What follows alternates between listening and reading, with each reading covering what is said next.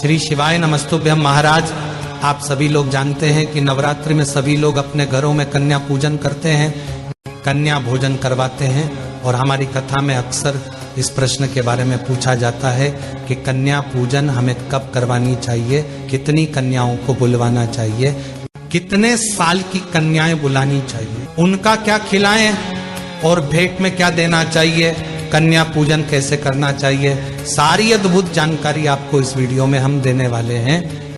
देखिए महाराज, शारदीय नवरात्रि के 9 दिनों में माता रानी को प्रसन्न करने का सबसे सरल तरीका होता है कन्या पूजन। और कन्या पूजन को आपको सही तरीके से करना चाहिए। देखिए महाराज, जब भी आप कन्या को अपने घर पर बुलाएं और वह आपके घर पर आए तो सबसे पहले आप उनके पैरों को किसी पात्र में जरूर अपने हाथों से धुलवाएं। और अगर आप चाहे तो दूध और गंगा जल भी इस जल में मिला सकते हैं। और साथियों, बाद में इस जल को आप अपने पूरे घर में छिड़क सकते हैं और बचे हुए जल को किसी पेड़ में जाकर डाल सकते हैं। महाराज, ये बहुत ही शुभ माना जाता है और हमारे पूरा घर पवित्र हो जाता है। देखिए महाराज, अब प्रश्न ये आता है कि हमें कितनी बड़ी कन्या बुलानी चाहिए। तो महाराज, आपको छोटी से छोटी कन्या बुलवानी चाहिए। जैसे 2 साल की बच्चियों या 5 साल की बच्चियों, और वैसे तो 10 साल तक की कन्याओं को आप कन्या पूजन के लिए बुला सकते हैं, पर अगर 5 साल से काम की कन्या बुलाए तो और ज्यादा अच्छा रहेगा। अब अपने जैसे ही उनके पैर धो दिए, उसके बाद में आप सभी कन्याओं को टीका लगाएं, उनको अक्षत भी लगाएं और लाल चुनरी उड़ाए। तो महाराज, अब आपको उनको भोजन करवाना है। और महाराज, ध्यान रखना है कि भोजन में आपको लहसुन प्याज का प्रयोग नहीं करना है। और इसके अलावा कन्या भोजन में खीर पूरी या हलवा जरूर होना चाहिए। और उन्हें आराम से भोजन करने दें, खुशी से भोजन करने दें। और उनको जिस चीज की जरूरत से पहले ही उनको थाली में रख दें। और साथियों, जब कन्या भोजन करने के बाद आप उनके हाथों में कुछ भेंट जरूर दें।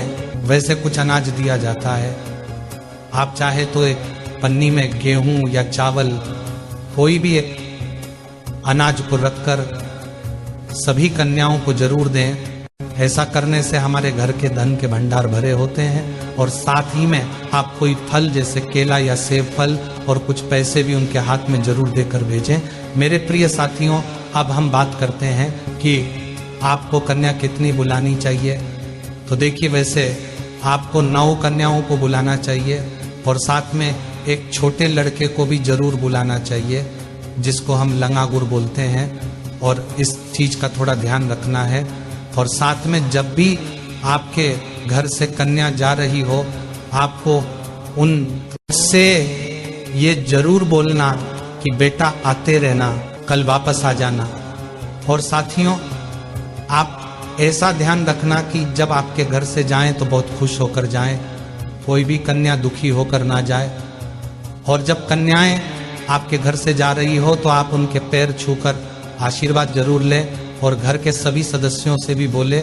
और जाते समय आप उनको खेल खिलौने दे सकते हैं, गुड्डा गुड़िया दे सकते हैं जो उनको पसंद हो, जैसे चूड़ी, कंगन, कलर्स, रबर बैंड्स, बहुत प्यारी प्यारी चीज आती हैं जो आप उन्हें गिफ्ट में दे सकते हैं। और कन्या पूजन में सबसे ज्यादा जरूरी होता है उनके पैरों को धुलवाना, उनका तिलक करना, उनको चुनरी उड़वाना, उनके पैरों में माहौर लगाना है, उनके पैरों का आशीर्वाद लेना और जाते समय उनके हाथ में कुछ तोहफा देना।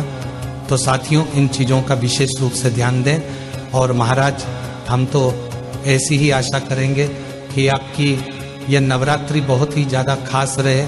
महाराज, अब आखिरी में यह प्रश्न आता है कि हमें कन्या पूजन कब करना चाहिए। तो देखिए साथियों, विशेष रूप से नवरात्रि के 9 दिनों में से आप किसी भी एक दिन कन्या पूजन करवा सकते हैं, आपको पूरा फल मिलेगा। पर कन्याओं का पूजन करने का नवरात्रि में 2 दिन बहुत बड़े माने जाते हैं, अष्टमी और नवमी तिथि, क्योंकि इसी दिन लोगों के घरों में अष्टमी और नवमी पूजी जाती है। और ज्यादातर लोग अष्टमी के दिन ही कन्या पूजन करवाते हैं। तो आप चाहे तो कन्या पूजन अष्टमी या नवमी के दिन भी करवाएंगे तो भी कोई परेशानी नहीं। बाकी 9 दिनों में से किसी भी एक दिन कन्या पूजन करे, कोई परेशानी नहीं। और कन्या पूजन आप किसी भी दिन सुबह 8 बजे से दोपहर 12 बजे के बीच में हो जानी चाहिए, क्योंकि यही शुभ मुहूर्त होता है।